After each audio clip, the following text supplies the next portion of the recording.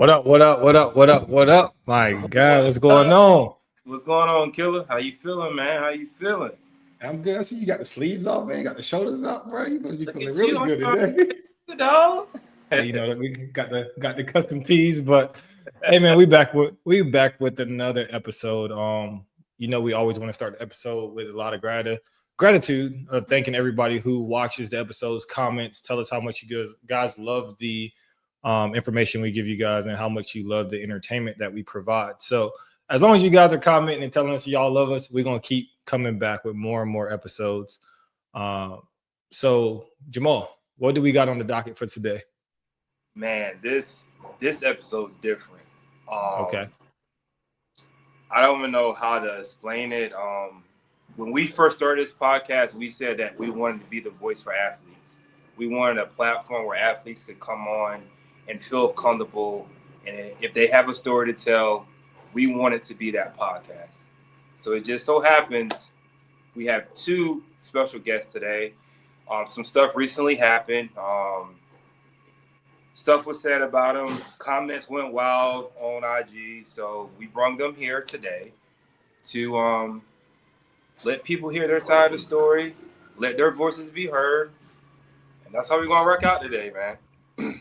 All right. So, of course, if you guys do not know, we have Tracy. I do not want to butcher your name, so I'm going to say Tracy is coming to the stage, and we also have Camille. So let's bring them to the stage. What's going on, ladies?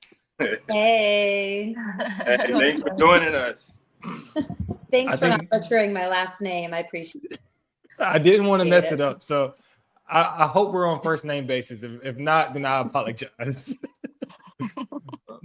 But I think this is the first time that we can honestly say we had a balance. Like usually a lot of people just say we always have men on here and we may have one woman, but this is the first time we have a balance. So I kind of like this vibe right here that we got going on. Awesome. Well, I appreciate you giving us the opportunity to come and just kind of, tell about our stories and what happened.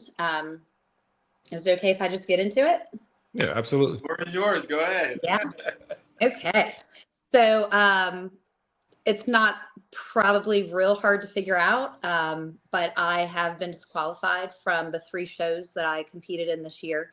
The Viking in Minneapolis, the Orton Cup in Charlotte, and the Masters Pro Nationals in Baltimore. So long story short, I was disqualified because my T to E ratio came up out of range. It was at least one of, I think the Orton Cup was like a 7-1, and I'm just roughly estimating. And the other one, the Viking, was an 8-1.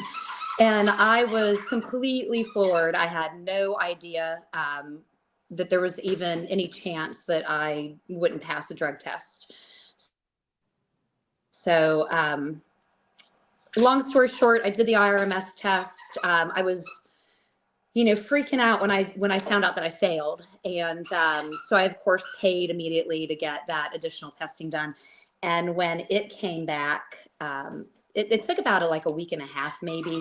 And I finally got to the point to where my husband helped to talk me down and kind of get my mind right. I had gotten off of social media, or at least found a way to minimize what kind of posts and who I was seeing posts from, because it was all getting up into my head. So took a step back and I started to kind of come down back to earth. And I just found out that the IRMS test failed, and it was like I had no words. So I ended up going and pushing it further. I went to my medical doctor.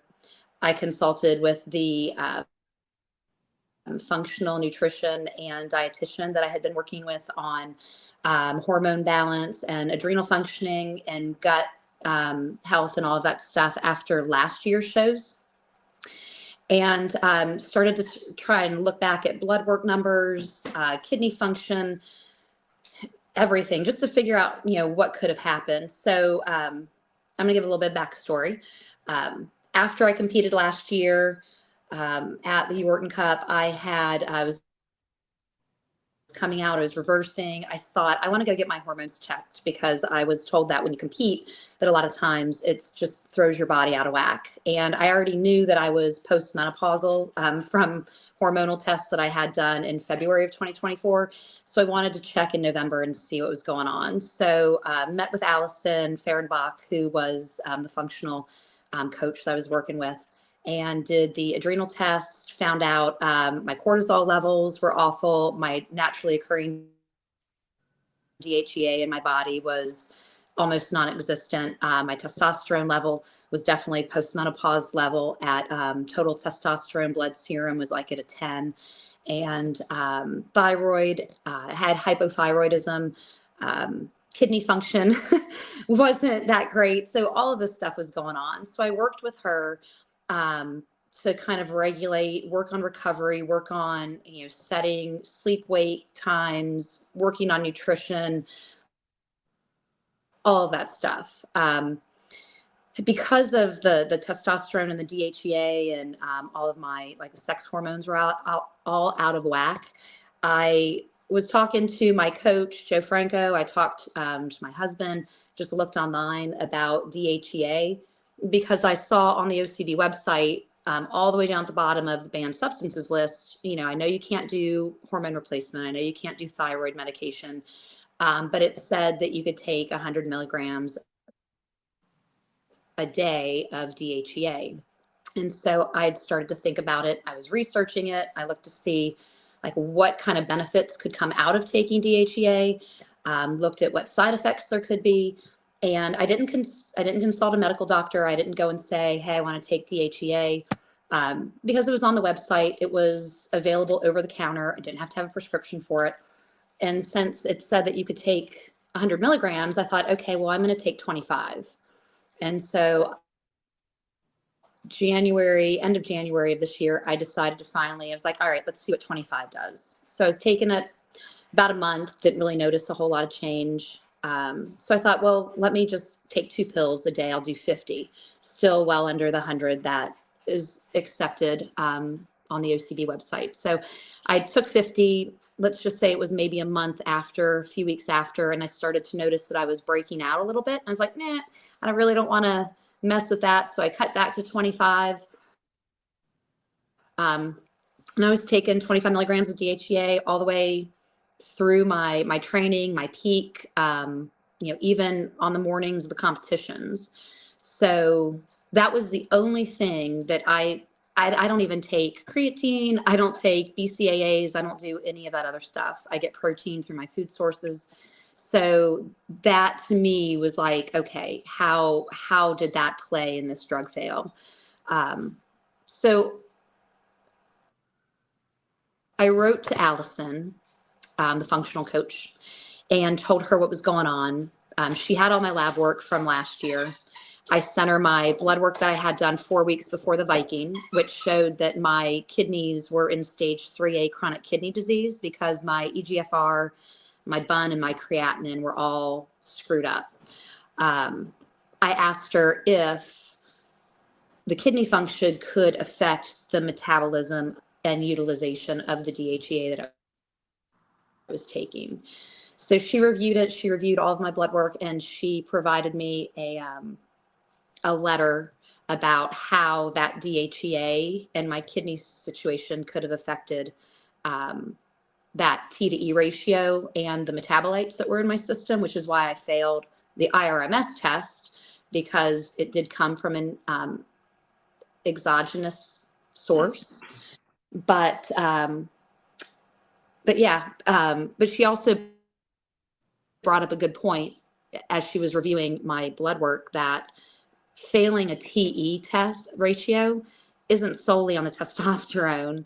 My estradiol level was so low, it was almost non-existent. So it was failing to produce the E side of that TE ratio. So even the minute elevation I may have had with those androgenic metabolites in my urine, the E was way down. So that, of course, created a much larger gap than it than it would have been if my body was producing the hormones and everything as it should. So that's kind of where I'm at. Okay. Well, thanks for getting that out there. Hopefully you feel a little bit lighter now. Yeah. And thanks for clearing it up, because I didn't necessarily read some of the comments, but I guess people was assuming you was like on test or something like that, which that wasn't the case. But I do have a question for you. You said on the website it said you could take up to 100 milligrams a day, but Correct. they're saying that your TE ratio was off. I'm just Right. wondering how, like, is there a way that they can measure how much you was taking a day? Like, you know what I'm saying? Is like, I'm not understanding the whole TE to 100 milligrams a day or whatever the case may be. That's what I'm not understanding. Yeah.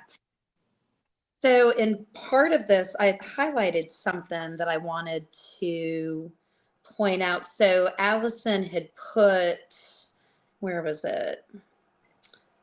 All right. So let me read this little segment, and that might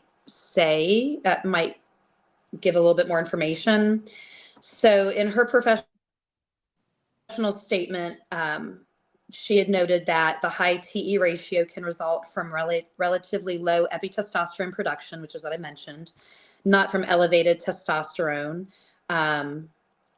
When estradiol remains suppressed, even modest increases in testosterone metabolites from over-the-counter DHEA supplementation may produce an atypical ratio pattern. Additionally, in females, particularly those with a low endogenous estrogen or reduced renal clearance, metabolite excretion can be altered, contributing to variable TE results. So there really isn't a way for, like, you can't say I'm learning that the 100 milligrams of DHEA, it's not a one size fits all, because how your body breaks it down, utilizes it, and all the other factors, like there could be genetic factors, there can be hormone factors, the cortisol, the estrogen,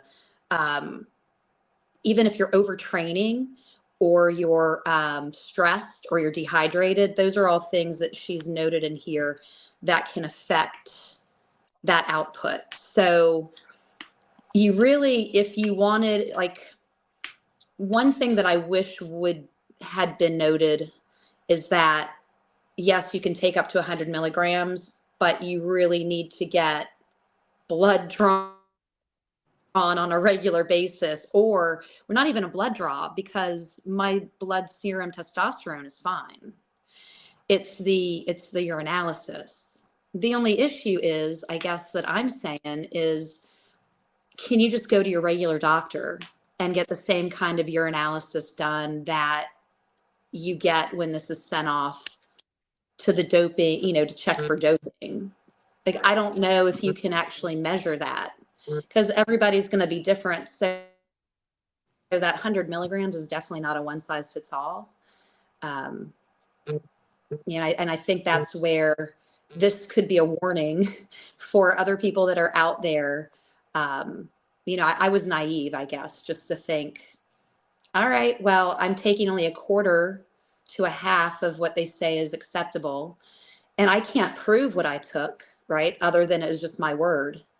I could say I was taking 25, but I could have been taking 250 milligrams. I wasn't, but they're not, I don't know how they can actually look at urine and determine how much DHEA somebody was taking. I think that's what you were asking. Yeah, it was.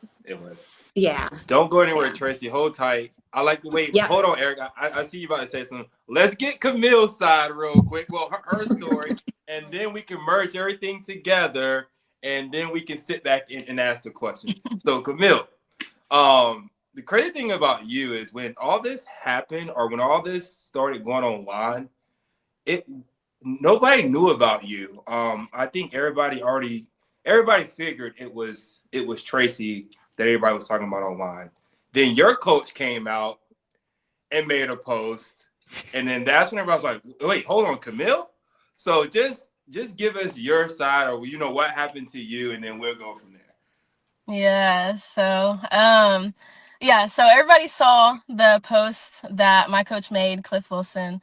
As y'all can tell, he does not play about me and anything out there about me. So one of the best coaches out there right now. But as far as me goes, so there was a post that Natty News Online or Natty Daily, whatever, they reposted it. And the post itself was a little bit misleading. And another athlete that competed at the Yorton Cup and also at the Masters Nationals was affected by the failure of Tracy and decided to go online and make a public post adjusting or revising was the word that was used, her placements. And so she placed 4th overall at the Yorton Cup. I placed 3rd overall. And so she, in her post, revised herself to the 3rd place spot. And in that post, it got a lot of people didn't read it properly. They just quite literally didn't read because it was honestly self-explanatory. And I had people in my DMs asking, like, was this you? Like, what's up? And then my coach actually was contacted. And when he got contacted, he was like, no, that's a wrap. So basically, I failed my drug test technically after the Yorton Cup because of the same issue. My TE was actually higher. It was like 9.1, which was crazy. And similar thing happened with my epitestosterone. It was so low on my actual test that actually said that it was too low to be detected. And just what Tracy was saying, to echo her, whenever you have it so low, those ratios just get blown out of proportion. So it just skyrockets that T. But I genetically have high testosterone, I guess. Now that I'm aware, I've followed through and we're testing, and I've known that now. A lot of people are trying to say that I have PCOS because that's a common side effect. I don't. I just genetically just kind of have that going on. So I was contacted and let know that I failed my test, and I was given the option to pay for the additional testing, and I did. And then once I paid, it took like a week, a little over a week to get back, and then I was cleared, which I personally was never nervous though, because I literally know that there was nothing external that I was taking. Prior to the Yorton, I actually got put on a meal plan.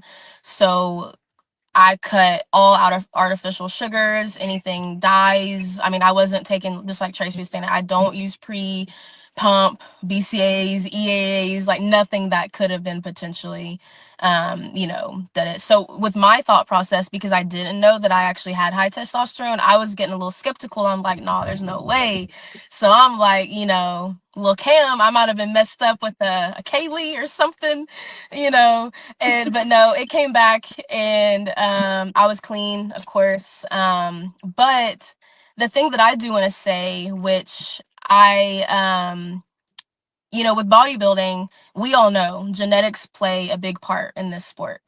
And if you look at any great in their respective sport, like Michael Phelps, for example, the length of his body, his wingspan, the size of his hands, it's like this man was genetically made to be a competitive swimmer. And when you have, someone like me, I naturally I get very vascular. I get great pumps. I eat a rice cake and I'm just like, boom, genetically speaking, I am gifted for this sport, and that with hard work obviously has gotten me where I am. But through this process, I even made a post the day before the Yorton. So I think it would be dated on my profile like September 26th. I'd even said that I was going through some unforeseen circumstances. I'd started my cycle literally like midnight, like 11 o'clock at night, the day before the women's show. And there's a lot of research that can actually be done with that as well, with the hormone fluctuations. It's very, very common for your epitestosterone just to plummet and for your T to skyrocket. And so I think that's honestly what it was, because I competed in June at the Scorcher, won the overall, and my TE ratio was so low, nothing abnormal at all. And so there's a lot of factors, you know, just hormone fluctuations that played into my failure. But I'm glad that I was able to get the IRMS testing done to prove my innocence. But yeah, there was just a lot of confusion that came from that one post because the wording that was on it was just, it got a lot of confusion for people. Okay. So, well, first we want to thank both of you guys for sharing that.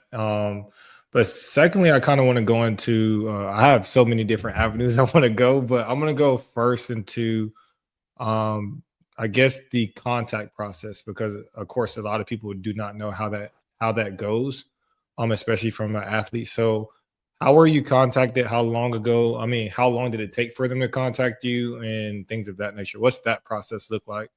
I guess I'll go to Tracy or Camille, whichever. Okay. Yeah, okay. Yeah.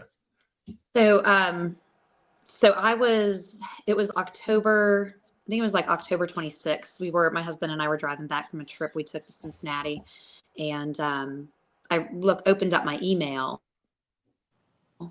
and it was an email from one of the leadership who's responsible for the drug testing. And it was a pretty generic email. I read it to my husband, and he was like, "Are you sure that was meant for you?" Because it didn't address me by name.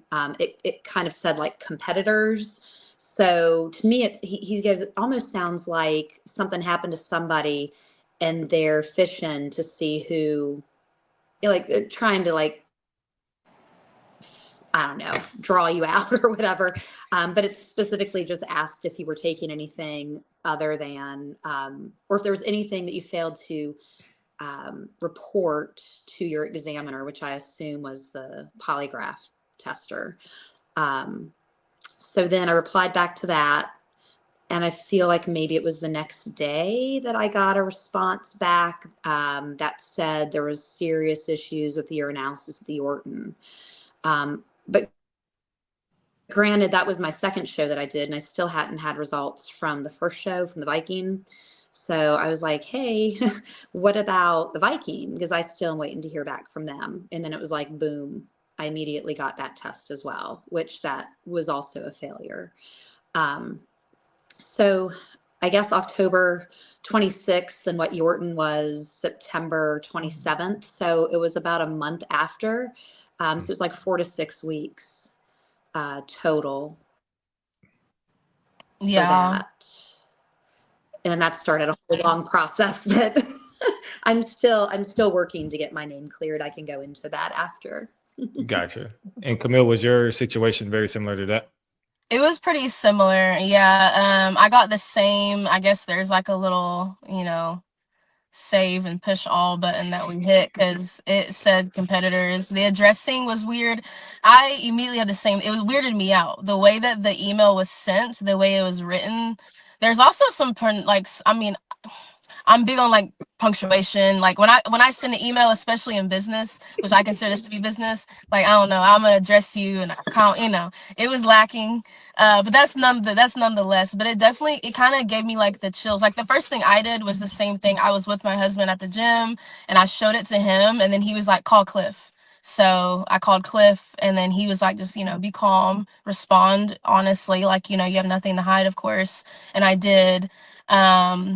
And also another thing is I'm on the East Coast, so I know that we're super spread out with the organization. Some of the email, like I think after I sent back my response, that's like within an hour, I was emailed back at like 11:59 p.m., like a minute before midnight. So it was odd in my opinion. Well, I guess it's not. Mine's not even a question. It's more of a concern, right? Because both of y'all was fortunate enough, financially available to have that money to do the extra testing. And my thing is like, what if a competitor is actually innocent, but they failed, and they don't have the money to pay for the extra testing? Like, how does that really work? You know what I'm saying? Especially in these times when the economy is hard. So that's just one concern that I do have. If that happens to somebody and they're really not able to clear their name and they are like innocent. Yeah, I Yeah. actually That's brought what that my up. Oh, you can go ahead. I was just going to say that's my husband and I were talking about that. And like he said, you know, I wonder how many people actually do fail. And then they may know that they did nothing wrong, but they just don't fight it because, you know, maybe they're like, oh, okay, well, I don't know. And I don't have the money. So maybe they just let it go. How much was the testing, if y'all don't mind me asking, the additional testing? It 500. was like yeah. It was like 500 plus the processing fee of PayPal. Yeah, it was over 5. It was like 520 or something like that. Something like that. Yeah. It's not slight. No. Wow. Okay.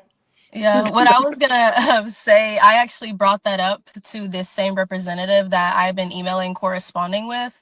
I actually asked, you know, I was like, hey, if I'm exonerated, is there a program like, you know, maybe like a partial reimbursement program, you know, or is there some way that, you know, if I'm exonerated and I am due prize money, is there a way that, you know, maybe, you know, you could take it out of my winnings, or, you know, what, you know, just what is that, you know? And I actually did ask after I got my IRMS testing back.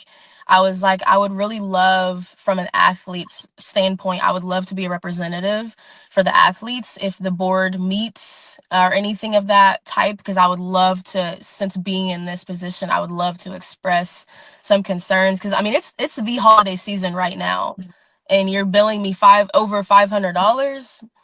That's, I mean, you know, like you said, we're very blessed to be able to afford it, but that's for a lot of people, I mean, that's a lot of money. Yeah. And that's after already the entry fees, the pro membership, the hotels, the tanning, the makeup, the suits. Tracy, I got one question for you real quick. What's on my mind? Okay. Did a promoter contact you and tell you to send back their trophy? No. Okay. They're all sitting upstairs.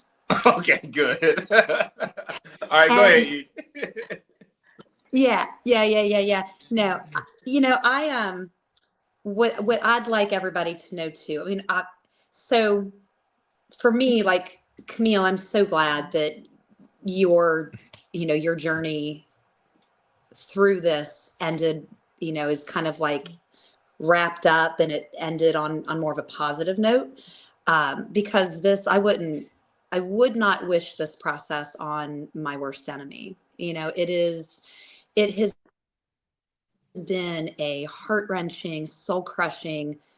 When you know, and you know in your heart of hearts that you are a good person and you have done nothing wrong, you're a rule follower, you've researched, you've trained, you've done everything that you need to do. And at the end of the day, like it's very cut and dry. It's very black and white. It is, you failed. Here's the step. That didn't work. You're disqualified. You're banned for 4 years. There, I feel as though relationships had been made within the organization, and I know you can't be like, oh, you're my friend, so we're gonna let it slide. I know that, but I also feel like there was almost a like just kind of like a, I don't know, just like it happened, and there it is, and now we're done and it's over. So I'm not happy with it being left there. I want my name to be cleared, that there is a feasible reason as to why this happened.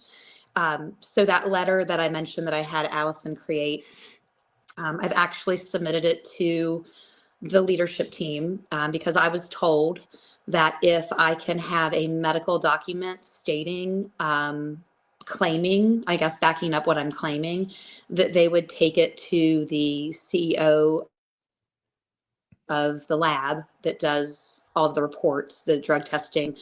And if they concur with the findings in the medical, that they would, it's not going to change anything for placements and obviously, you know, the awards for this year, but that they would consider lifting that 4-year ban and like clearing my name. So I'm working on that. I've sent that off in hopes that I will hear back that the lab agrees with this documentation that I've provided. And in that letter that I sent, I gave some potential suggestions, as Camille was stating, that if she could be of help going through this, maybe potentially to give suggestions or feedback. My suggestion, now that I know that the T to E ratio test is not necessarily a one size fits all. I also believe, although I don't know 100% for sure, but like Camille, I have a very high assumption that I also naturally have high testosterone. My vascularity, I've always been vascular. I've always been muscular. I've always had, even when I didn't work out, my body type was such that I had very well-formed muscularity throughout my body. So, I feel that if the TE ratio test is affected by all these variables, that if somebody fails and if they take the IRMS test and that doesn't come back positive, that I would love to be able to have some alternative, like take a blood serum test.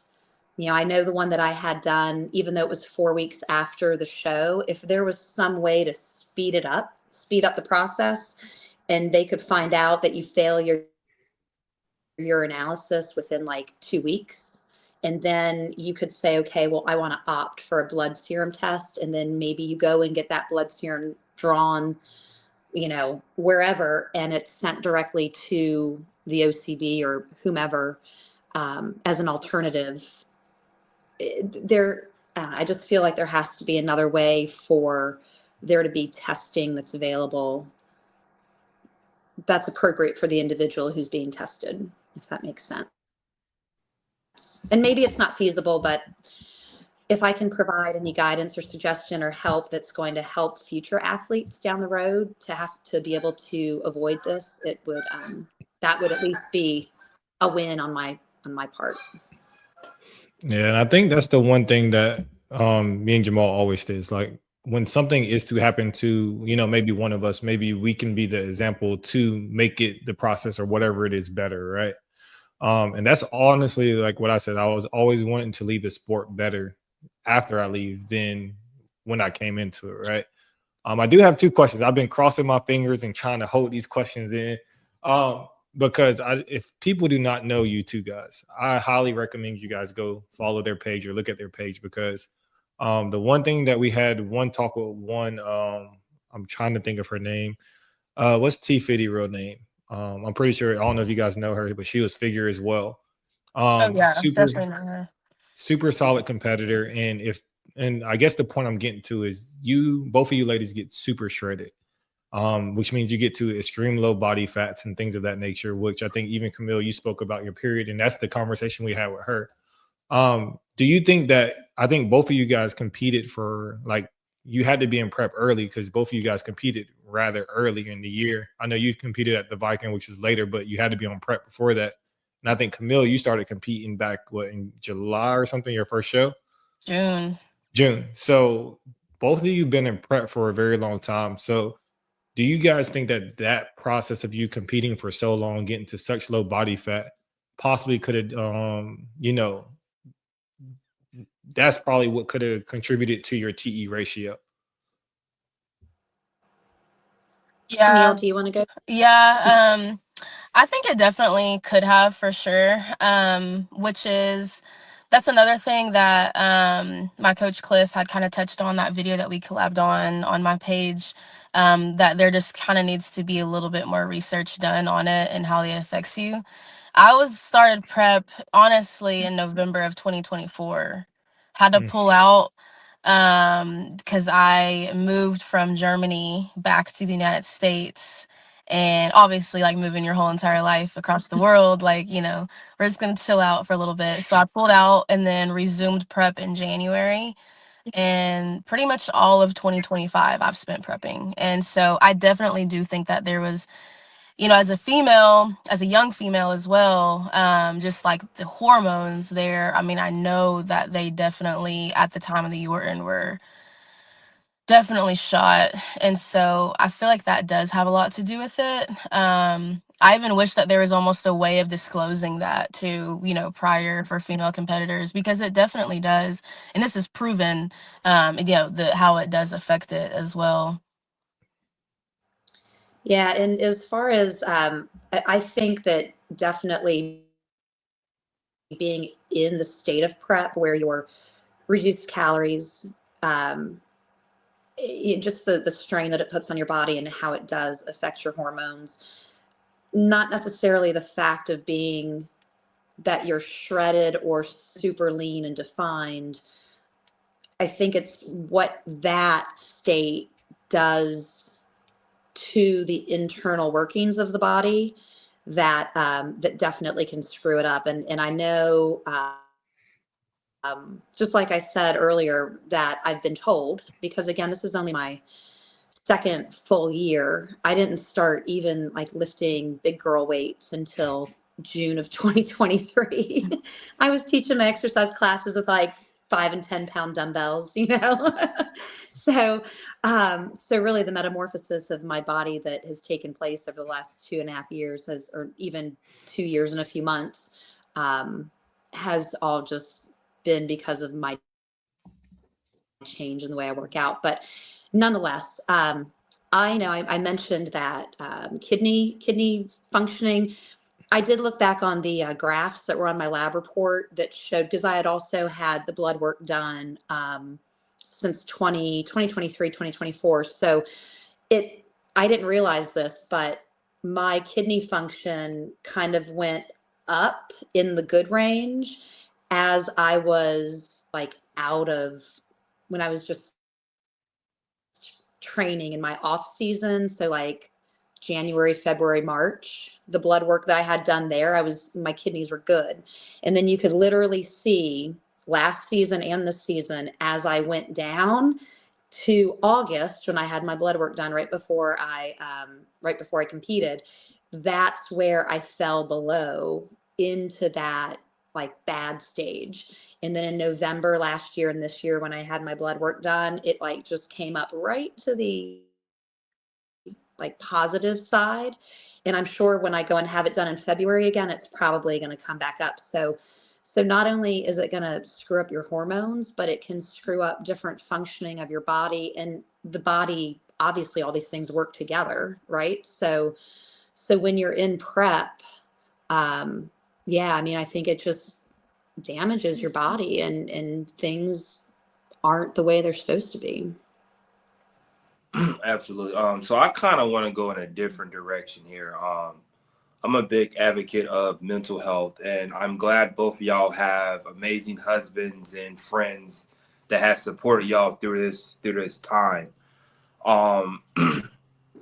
With all the negative slander and heat that's been coming, especially your way, Tracy, has this made you look at the sport any different when it comes to the community of bodybuilding? Because everybody love to preach, oh, community. And as soon as something happens to somebody, they're quick to switch up. It definitely shows you who I guess your true friends are, or those people that truly know you. So Right. I'm glad you asked, because I do want to shout out the handful of people. I'm not going to call them out by name. They're going to watch it. They're going to know who they are that reached out to me. But it was, besides my coach, there were 1, 2, maybe 3 people who saw what was going on Instagram and sent me a private message. And they're just like, hey, this doesn't seem like you. So are you okay? And I that honestly, that made a huge difference. Those three people who took concern with how I was and actually cared to ask why this happened or how this happened, because they knew in their mind it did not make a connection with the person that they believed me to be. And I'm very thankful to have those people, because yes, and that's why I actually unfriended or unfollowed people who I felt were directly connected with the postings, the repostings, the comments, at least the couple that I saw, because once I saw that, I was like, I can't do this. I know people aren't going to understand or they're not going to care, but I am always a positive person. I was uncontrollably crying. I was crushed. I was in my mind. I was doubting myself. If it weren't for, my handful of close friends, my husband, my coach, the people that reached out to me, and one of my other fellow competitors that I knew I could trust. So I reached out to her and shared, it'd be a completely different story. But yeah, it's really interesting that everybody's like, oh yeah, you're so great. And and then boom, radio silence. Hey, what they do? What's that? Hey, clock it, ain't it? So I do have something before you go, Camille, because this will lead into you answering a very similar question. But if we all know there's multiple different organizations, and there's organizations that will blatantly put a name to a situation, right? And then of course the organization that we competed in, of course, the OCB, they're like, hey, we don't say names. We just make it known. We just say, hey, something happened, right? And the byproduct of that, of course, is, maybe someone attacking someone that isn't in the situation, right? So I think Camille caught a lot of heat because no name was attached to the situation. So Camille, can you kind of explain your process on what you dealt with online and things of that nature?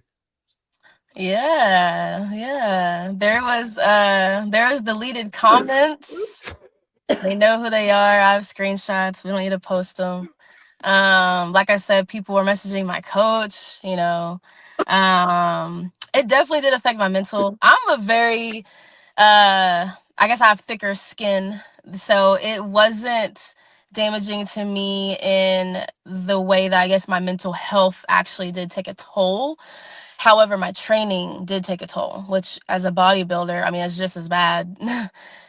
So like a lot of people use the gym or training as like an outlet. You see a lot of posts, and it's like when you're having a bad day, take it out on the weight. It's not the same for me.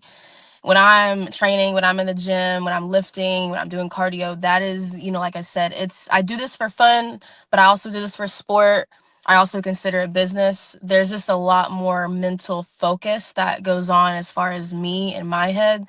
And so like if I have anything going on with my friends, my family, social, in this matter, if I just can't focus, So waiting for the IRMS test to come in, I'm like, man, Thanksgiving's coming up. Hopefully we get it before the holidays. The lab's closed on weekends, so that's also there. And then like I was, like I had mentioned before, I was one email that I received from the representative from the OCB came in at almost midnight. So I'm like waiting. There's awkward times. It definitely did affect me in my training, unfortunately. And similar to Tracy, I was having some people say certain things. It wasn't as bad. Definitely was more attacking. People were like, I even saw some comments that were like straight up just saying like, shame her, talking about Tracy, which is crazy. But I will say, in my opinion, I do believe that there should be a statement made. I don't believe I guess certain people don't like to drop. I'm a pretty direct person. PNBA, INBA, they have a hall of shame. You go to their website and they have people's pictures and their names in the days that they failed on their website. I don't think that it should be that severe. But I do think that the organization should come out, and it can be a vague statement. It doesn't have to be extremely direct in the storytelling. But I think that's something, just a few sentences to kind of clear the air and just kind of say what's what would be helpful. Um, in my instance, because I was catching shade, left hooks, and it's just like, whoa. And also for the fans and the other people for clarity as well. And then it also will diminish any thoughts of there being any type of sketchiness or favoritism. The OCB is close. There's a lot of friends and family and ties. Like you were saying, you do have friends that are, higher up. And so when there's whispers of issues going on, but nobody really knows, clearly there was something. I knew that there was a documented failure because, like you guys said, my circumstance was not public. Nobody knew about it. And so when people are starting to hear about it, I'm like, okay, well, that means that it's been clocked. That's a confirmed failure. And I do think that it would have been helpful just to say something, just to kind of address it. Because I know they saw it. Especially the day that a lot of the posts were made and it really got a lot of traction. The OCB and the Yorton Cup pages were both posting throughout the day, but nothing related to even just acknowledge it. I don't know. I just think that there could be a better protocol in place for failures. Even if you take it to OCB online, they are very clear on what is accepted TE ratio, and they're very clear on if I think it's like 6-1, anything above I think like a 6-1, I think, no, don't quote me on that, I think is documented a failure. And they even say that the athlete at their expense can pay for additional testing. It's very clear. And then there's nothing. There's nothing for the post procedure of IRMS testing. If you are deemed clear, and that is from endogenous sources, there's nothing online about what happens next. In Tracy's circumstance, there's nothing online that happens next if it is from external, there's just literally nothing. But it's very clear and very wordy about, the before and what they need and what they don't accept.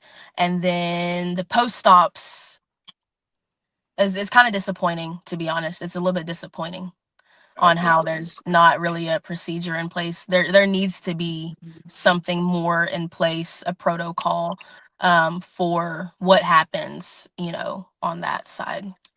Yeah, and just to piggyback on what you said, I do think there should be a process on how things like this are handled and quote unquote announced.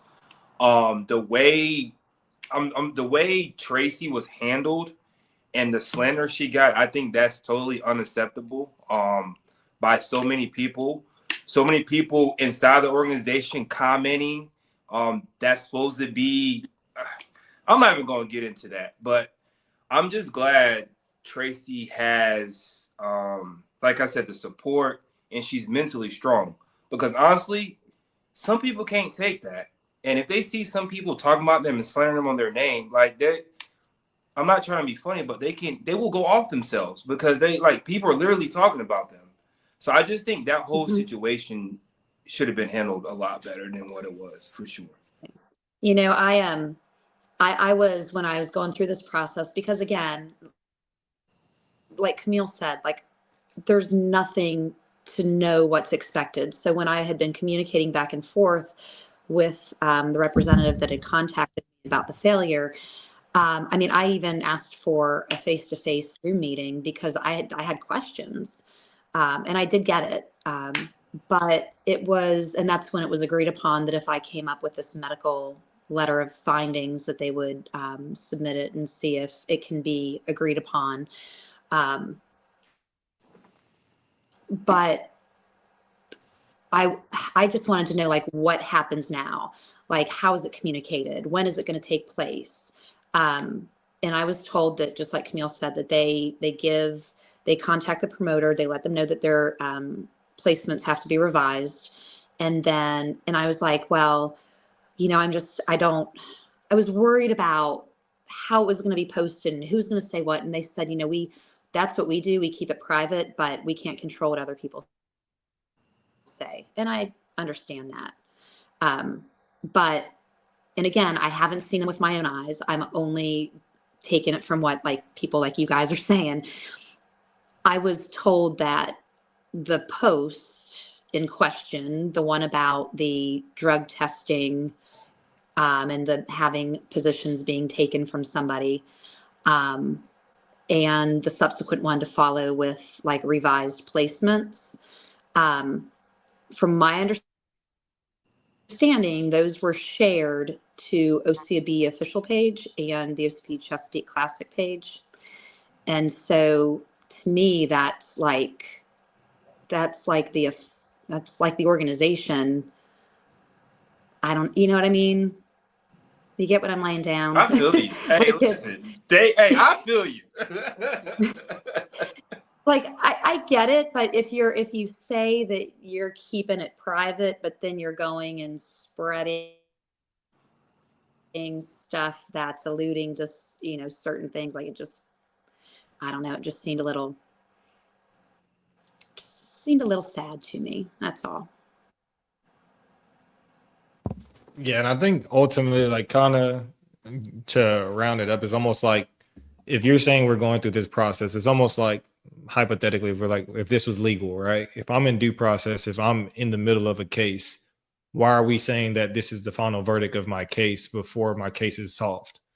And then of course we already know, in like any other public case that's out here in the world, you're now being judged by the court of public opinion in all your comments and all the things. So it's almost like, who's there to protect the athlete in that specific situation? Because if I don't speak out for myself, then everybody's going to be like, you're quiet because you're guilty. And when I speak out for myself, I'm talking because I'm guilty, you know? So it's one of those things where it's a lose-lose. Yeah. But we just really wanted to appreciate definitely both of you for joining us, because I think this is a good insight, not only for oh, go ahead. Oh, no, it's okay. I was just going to say yes. I appreciate the opportunity for sure. Because I think this is an eye opener for not only just competitors, but we never get the side of, you know, women competitors who, like we said, may be in the higher range of, you know, we always say genetically superior, which has those high testosterone levels, which helps them, you know, in this sport. Because we already know this sport, to me, always says 60% genetics, right? If you're genetically superior, you follow a diet and you can work out hard, you're probably going to do very well in this sport. But we also wanted to veer on the side of the human aspect of bodybuilding. Like, we're not only people who go compete on a Saturday, but when we step off that stage and people are commenting and saying crazy things to us, we still are humans who live a normal life outside of bodybuilding. So, I mean, this is, of course, great for, hopefully it was a relief for you guys. As much as it was for us to actually be able to, you know, to hear straight from the source. We don't want to hear from telephone, you know, a message getting passed by 20 people. We rather hear it from the source and let people hear it from the source, just so they can honestly see who the person is behind the bodybuilder. Because most of the time people just see the glitz and the glam, but they don't know the stuff that you guys go on with mentally behind the scenes. Man, I gotta agree with you. And if you're an Instagram bully, F you. I hope you fucking fall and trip.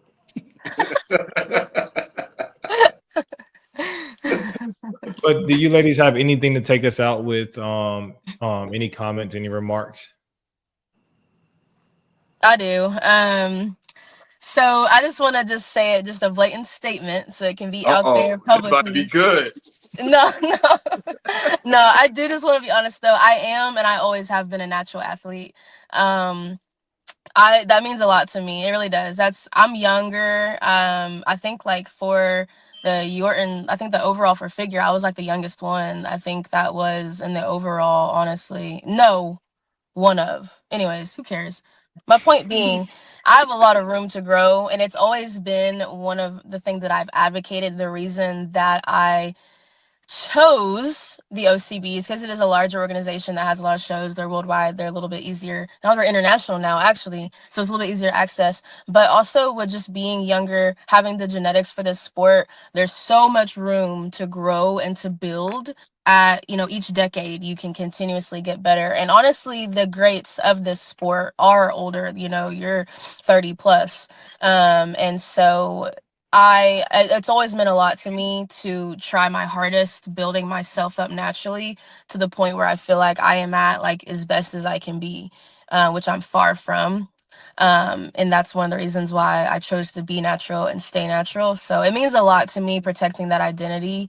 So I just want to say thank you guys for allowing me to come on here and say my little 2 cents. You know, I'm glad that it's out there and everybody knows the real deal.